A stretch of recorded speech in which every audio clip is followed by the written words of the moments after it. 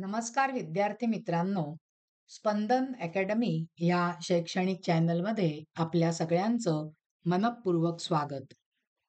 विद्यार्थी मित्रांनो, आज आपण इयत्ता 8वीच्या पुस्तकातील मम शिक्षिका हा जो पाठ आहे तो समजावून घेणार आहोत आणि त्याचा भाषाभ्यास आहे तोही समजावून घेणार आहोत.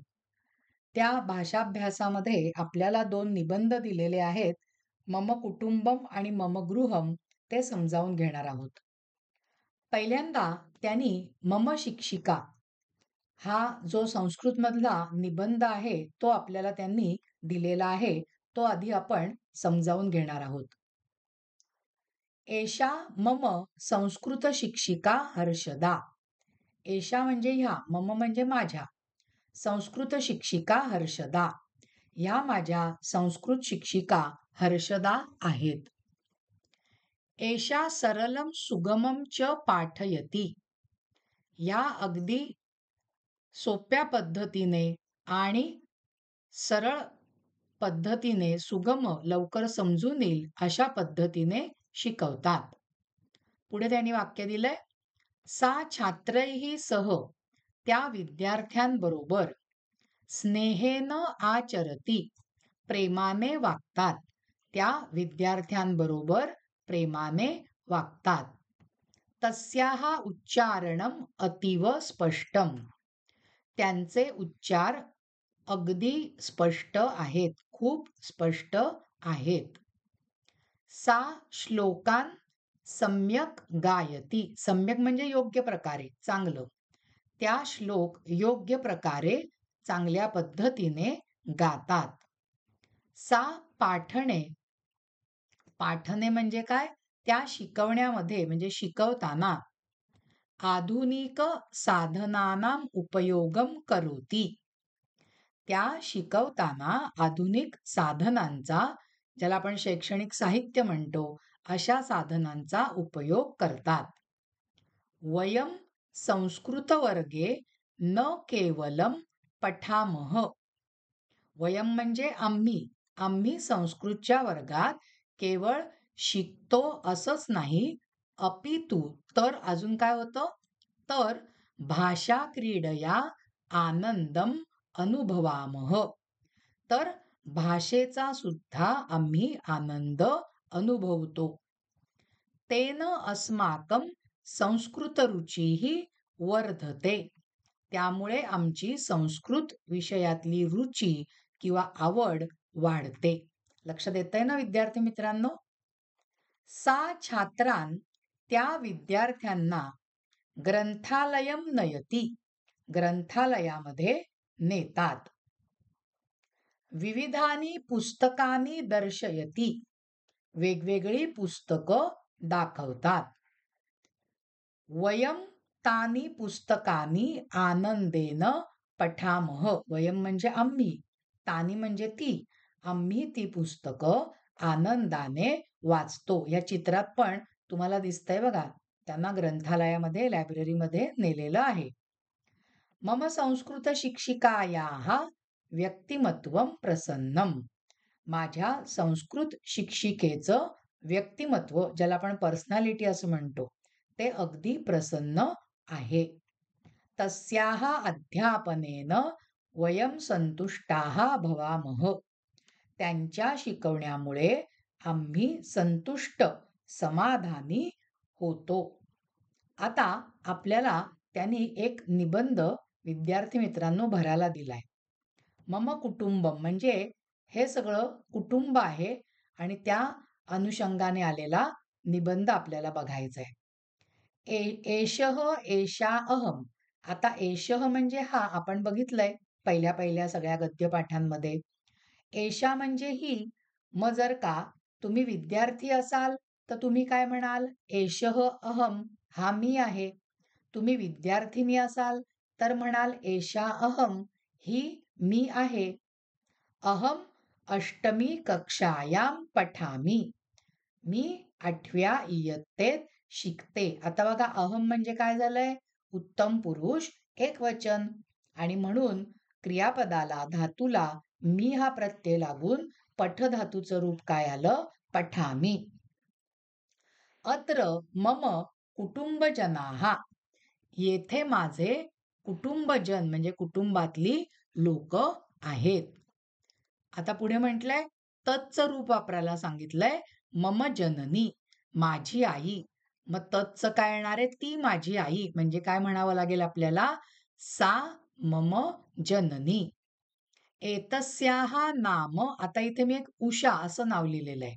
तिचं नाव उषा आहे. रुचिरम भोजनम करोती, परत तत्चं आपल्याला रूप लिहायचंय. ती अतिशय, ज्याला आपण म्हणतो ना टेस्टी किंवा अतिशय रुचकर जेवण बनवते. मग आपल्याला तत्चं योग्य रूप काय लिहावं लागेल इथे? सा. सा रुचिरम भोजनम करोती. एषः जनकः, आता अस्मत्चं रूप सांगितलंय. हे माझे वडील, जनक म्हणजे वडील, मग माझे म्हणजे षष्ठीचं रूप. मग अस्मत्चं षष्ठीचं रूप काय? तर मम. एषः मम जनकः. एतस्य नाम, आता इथे मी लिहिलंय अशोकः. मग तुम्ही तिथे तुमच्या वडिलांचं नाव लिहायचं. सह शिक्षक रूपेण कार्यम करोमी. ते शिक्षक रूपाने म्हणजे ते एक शिक्षक म्हणून काम करतात. तुमचे वडील जे काय करत असतील ते तुम्ही इथे लिहू शकता. फक्त स्पेलिंग मिस्टेक करायची नाही. विरामदिने सह, विरामदिने म्हणजे सुट्टीच्या दिवशी, ते भ्रमणार्थम नयती, फिरण्यासाठी नेतात. कोणाला? माम, मला. द्वितीयचं रूप अस्मदमधलं माम, मा. पाठांतर केलंय ना तो शब्द, मग माम. पुढे त्यांनी म्हटलंय कदाचित, कधी कधी, आवाम तरणार्थमच, कधी कधी आम्ही पोहण्यासाठी. काय गमच येणार आहे? गच्छावह. गच्छावह काय आलं? कारण आवाम, अहम, आवाम, वयम, प्रथमा. आवाम काय झालेलं आहे या ठिकाणी? उत्तम पुरुष द्विवचन, आणि म्हणून धातूचा प्रत्यय सुद्धा मी वह, म्हणून इथे गच्छावह द्विवचन आलेलं आहे. पुढे मम भ्राता, माझा भाऊ. मग आता एतच्चं काय येणार आहे? भाऊ म्हणजे पुल्लिंग, म्हणून एषः. एषः मम भ्राता. आता मी इथे एक नाव लिहिलंय, एतस्य नाम महेशः. तुम्ही तुमच्या भावाचं तिथे नाव लिहा. सह मम अनुजः, तो जर का तुमच्यापेक्षा लहान असेल तर अनुजवरती टिक मार्क करायची, आणि तो तुमच्यापेक्षा मोठा असेल तर अग्रजः वरती टिक मार्क करायची. मी इथे अग्रज या अनुषंगाने लिहिलंय कारण कक्षायाम पठती, तो कितव्या इयत्तेत शिकतो आहे? 10वीत आहे. म्हणून आपण काय लिहिलेलं आहे इथे? दशम्याम कक्षायाम पठामी, सॉरी कक्षायाम पठती. तो काय करतो आहे? 10वी इयत्तेमध्ये शिकत आहे. पुढे त्यांनी म्हटलंय एषा मम अग्रजा अनुजा. मग आता बहिणीचा उल्लेख आहे.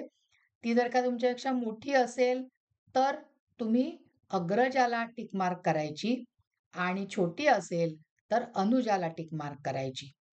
एषः मम पितामहः, हे माझे आजोबा. सह कथाम कथयती, ते आम्हाला कथा सांगतात. अहम म्हणजे मी, पितामहीम चलभाष प्रयोगम पाठयामी. पितामही म्हणजे आजी. मी आजीला चलभाष म्हणजे मी मोबाईल आजीला शिकवत आहे कसा बघायचा, कसा वापरायचा. पितामहंच संगणकम पाठयामी, माझ्या आजोबांना मी संगणक शिकवत आहे. मम कुटुंबम मम प्रियम, माझं कुटुंब मला प्रिय आहे. आता पुढचा कोणता निबंध आहे बघूया विद्यार्थी मित्रांनो. हे बघा इथे घरातल्या एका खोलीचं चित्र दिलेलं आहे. आपल्या निबंधाचं नाव आहे मम गृहम, माझं घर.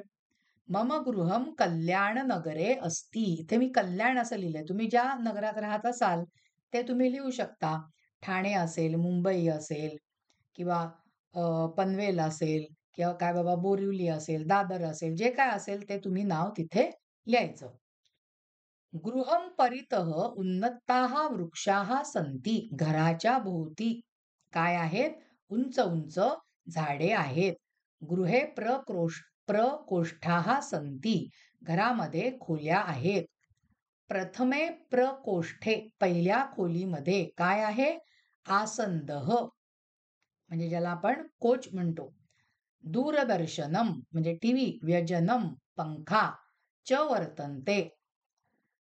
पहिल्या खोलीमध्ये आसंद बसण्याची जागा म्हणजे आपण ज्याला कोच असं म्हणतो, दूरदर्शन आणि पंखा आहे. पाकगृहे म्हणजे स्वयंपाकघर. पाकगृहामध्ये काय आहे? स्थालिका म्हणजे वेगवेगळ्या ताटल्या. चमसाहा म्हणजे चमचे. विविध भांडानी वेगवेगळी भांडी. तथैव त्याचप्रमाणे. चुल्लीही म्हणजे शेगडी. शीतपेटिका च वर्तन्ते आणि शीतपेटिका म्हणजे आपल्या भाषेत फ्रीज सुद्धा आहे. शयनकक्षे झोपण्याच्या खोलीत काय आहे? तल्पह म्हणजे गादी. विद्युद्दीपह म्हणजे विजेचा दिवा. व्यजनानी च वर्तन्ते आणि पंखा आहे. पंखे आहेत. भित्तौ मम कुटुंबस्य छायाचित्रम अस्ति. भिंतीवर माझ्या कुटुंबाचे छायाचित्र आहे. गृहे मम तथा च भगिन्याः कृते एका अभ्यासिका वर्तते. घरात माझ्या त्याचप्रमाणे माझ्या बहिणीसाठी एक अभ्यासिका आहे, ज्याला तुम्ही स्टडी रूम म्हणता. तत्र उत्पीठिका तेथे काय आहे त्या खोलीमध्ये? उत्पीठिका टेबल. आसंदाहा बसण्यासाठीची खुर्ची. लेखन वस्तूनी च संती आणि लिहिण्याच्या लेखन करण्याच्या वस्तू आहेत. तथैव त्याचप्रमाणे. तत्र तेथे. अध्ययनार्थम उपयुक्ताहा अभ्यासासाठी उपयुक्त असलेले काय आहेत? विविध ग्रंथाहा संती वेगवेगळे ग्रंथ आहेत. मम गृहस्य सौदे माझ्या घराच्या इमारतीमध्ये काय आहे? अस्माकम एकम उद्यानम वर्तते. आमचं एक उद्यान आहे, आमची एक बाग आहे. तत् उद्यानम ते उद्यान. उद्यानम नाम नाम म्हणजे इथे म्हणजे अशा अर्थाने घ्यायचं आहे. ते उद्यान म्हणजे मम गृहस्य शोभा माझ्या घराची शोभा आहे. तर विद्यार्थी मित्रांनो, असं 3 किंवा 4 मार्कासाठी आपल्याला निबंध पूर्ण करा येतो. दुसऱ्या सत्रामध्ये सुद्धा वेगवेगळे निबंध आहेत, पण आपल्या ह्या पहिल्या सत्रामध्ये एक त्यांनी निबंध मम शिक्षिका समजावून दिला. मम कुटुंबम आणि मम गृहम आपल्याला गाळलेले शब्द भरण्यासाठी दिलेला होता. तो आपण आजच्या भागामध्ये समजावून घेतला. विद्यार्थी मित्रांनो, आपला आजचा हा भाग इथेच संपलेला आहे. तुम्हाला जर का हा भाग आवडला असेल, तर ह्या भागाला लाईक करा, ह्या भागाला शेअर करा आणि स्पंदन अकॅडमी ह्या शैक्षणिक चॅनलला अजून सबस्क्राईब केलं नसेल, तर लगेचच सबस्क्राईब करा. म्हणजे येणाऱ्या प्रत्येक व्हिडिओचं नोटिफिकेशन तुम्हाला लगेचच मिळत जाईल.